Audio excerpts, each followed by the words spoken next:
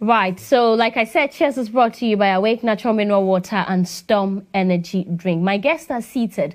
But before we talk about the AFCON 2019 and every other thing we want to talk about, I had an interview with Michael Essien, and I want you to watch this interview carefully because when we come back, I'll be discussing the things that he said, very interesting stuff that he said with my guests.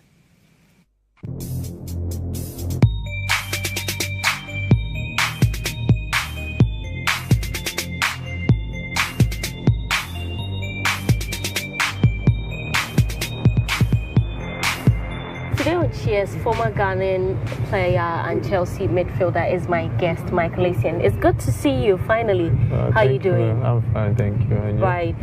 You look very well, by the way. You look strong, happy. Thank you. What have you been getting up to? Are you still actively playing football? I'm quite active. I just left Indonesia a couple of months ago, and I'm now back home and relaxing and thinking of what I'm going to do next. Let's go into the past a little bit. How did it start for you? At what point did you decide to do football? Football has always been my passion, and I love football since I was little. And I think it all got started when I got picked to the under 17 side. I was about 16 years old. That's when I started. I realized it's going to be something I want to do in future. Yeah, but what teams did you start playing for? Well, I was playing for my school, to be honest. I didn't really join any team until I was 16, and I got picked by Liberty Professional, but later Alaji Slightete, who was my godfather. You agree with me that you've had a very illustrious career. What would you say is the secret behind all the success that you have chalked over the years? To be honest, I don't know really, but as I said, football has always been my passion, and I just love the game. I love to play football, and thank God I think I made a good career for myself. Yeah? I know that you're part of the Rexona campaign, training and mentoring some young people. Why Rexona, and why did you decide to get involved in this campaign? Well, they contacted me and they told me they have a partnership with Chelsea, and I think that's the reason the whole thing came up. And I couldn't say no to them, and because of my playing days at Chelsea, so they decided to choose me as an ambassador, and I was happy and quite honored to. This project that you are on, tell us a bit more about it. I mean, it's a big project. I mean, it's all about the kids and try to help them to achieve something for themselves, and I mean, it's a great opportunity for Rexona to be given to the kids, and so we are here to help them. Hopefully, some of them can have a future. How has the selection process been so far? It's been good. I mean, it's hard to pick. You see a lot of good players, and it's always difficult. But I mean, you have to make a choice. You have to make decisions and pick some and leave some. But that's how life is. That's how it goes.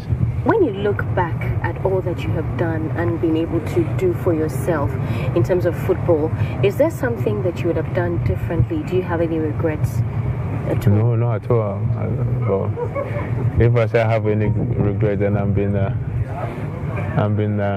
very unfair to myself. I mean, as you said, I've had a good career, and you haven't had any challenges at all. Well, there's always challenges. So far as you can get over your challenges, I mean, it makes you better. And I mean, you go out there, everyone is working hard, competing to do their best, and you have to compete with them. Try to be better than them, and I think that's my secret, I guess.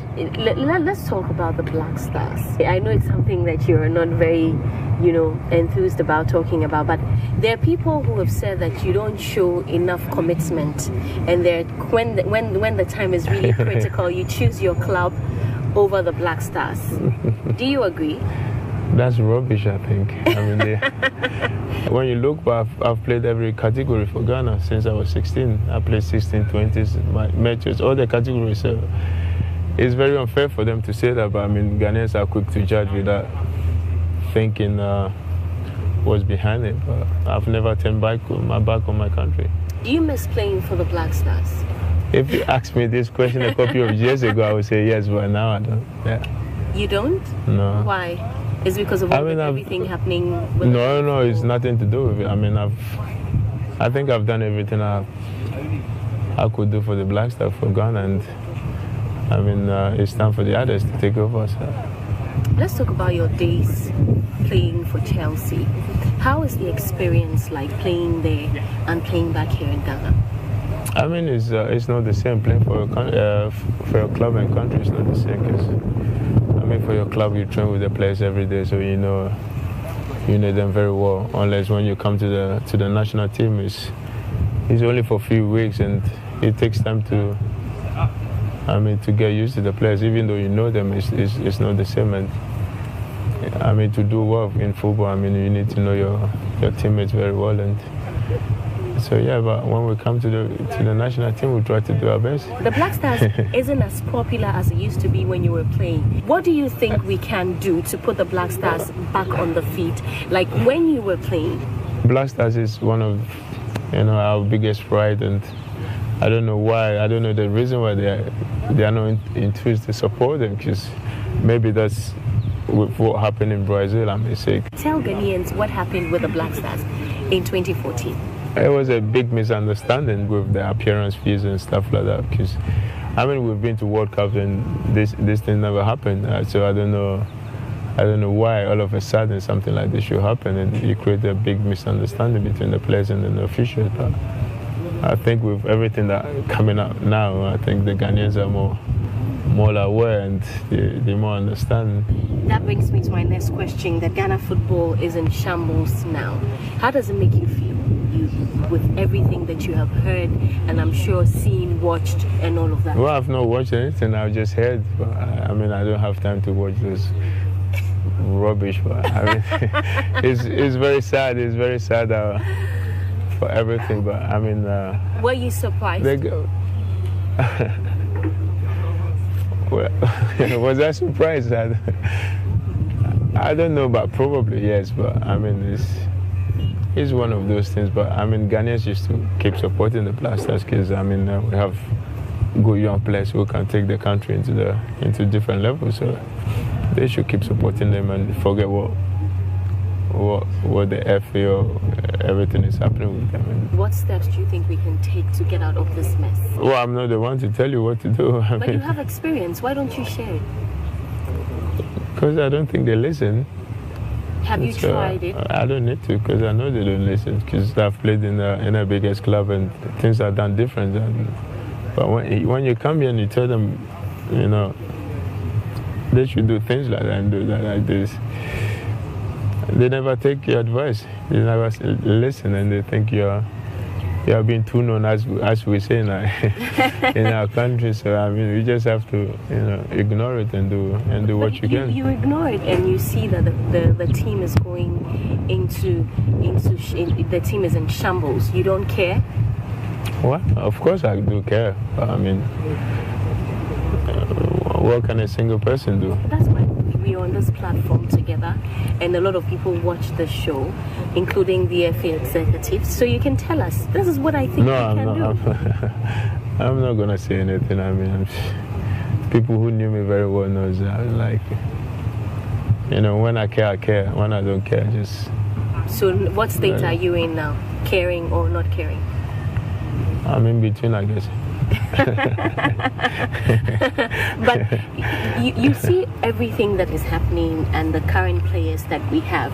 Do you get that kind of dedication and drive and force from them? Do you think they have what it takes to take us to where we want to get to? I think so. I think yeah, we do. I mean, well, I don't know half of the players, to be honest, but I think we still have some good players, good young players that can take them. With everything that you're saying, Michael, it looks as if you don't follow Ghana football anymore. No, I don't. Why? To be honest, because I'm doing my own thing, innit?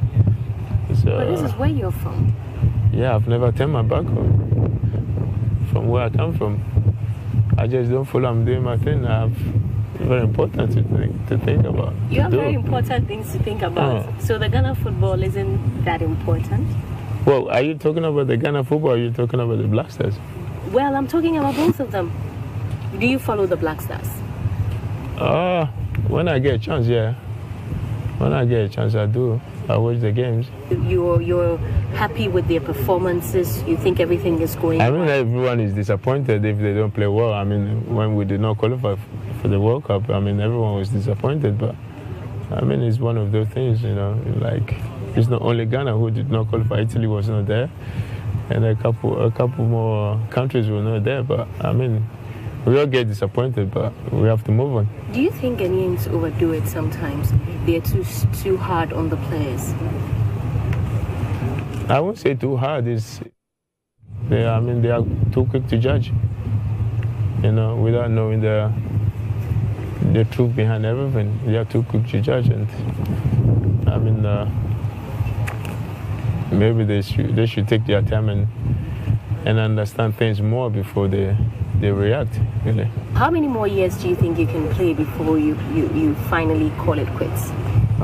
Till I could not walk anymore, I could not run anymore. Huh? With the way the FA is being now, if you're called upon to help in any way, would you take it? I don't know. I would think about it, as I said. And if there's any help, yeah, probably. Is it something you're interested in? Not really, but to offer my help, yeah. Before I let you go, there's something that we have been, a trend that we have noticed, that some of your players, or some of you players, after playing, you tend not to, have all of the money that we saw when you were playing. So some of the players go sort of broke, for the want of a better word, after retiring. What advice would you give? Because I mean, you are doing extremely well. You are nowhere near broke or ever being broke. That's a funny question. I mean, you talk about the money, but all the money that you hear or see out, it's really not what we get, to be honest. But I mean, the little you get, you have to try and make a good use of it. And no, so if we get that Michael Essien is earning £200,000, that's not what you're getting. That's a lie. How much you were earning? I mean, you get paid 200 or whatever. You have to pay 50% tax. So half of the money is already gone, and you have to pay your house, your rent, your mortgage, and bills, and look after the family. So at the end, you don't really get much, to be honest. But as I said, the little you get, you have to try and make good use of it. If you're called to play for the Black Stars again, if I'm called to play for the Black Stars, no. Why? Why? Because I retired. I even retired before we went to Brazil, to be honest. And they came for me to come and help, which I did. But I went to Brazil and they treat me like, but it's one of those things. No. How did they treat you? How did they treat you? I'm interested. No, the plane is coming. You say you follow the Black Stars when you can. Yeah. Who's your favorite player now? I'll go for Partey. Why? Because you asked me for my favorite. I mean, he's a good boy. He's a good player, and I mean, he can. I think in the future he will lead the Black Stars. Yeah. Cristiano Ronaldo or Messi? Michael Essien. Apart from Chelsea, which other club would you have loved to play for?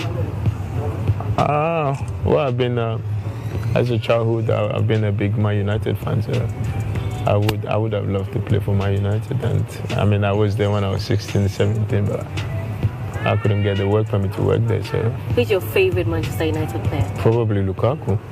I saw that coming. So you saw that coming, you're asking me. Before I let you go, say something to Ghanaians who have not heard from you for the longest time. I don't know. I'm not very much important to the Ghanaians now, but I mean. Is that what you think? Pardon? Is that what you think? I don't know. But I mean, I'm not playing for the Black Stars anymore, so. But you're a celebrated player. You know that? I don't know. I'm telling you. I don't know. I'm telling you how much Ghanaians love you. So say something to them.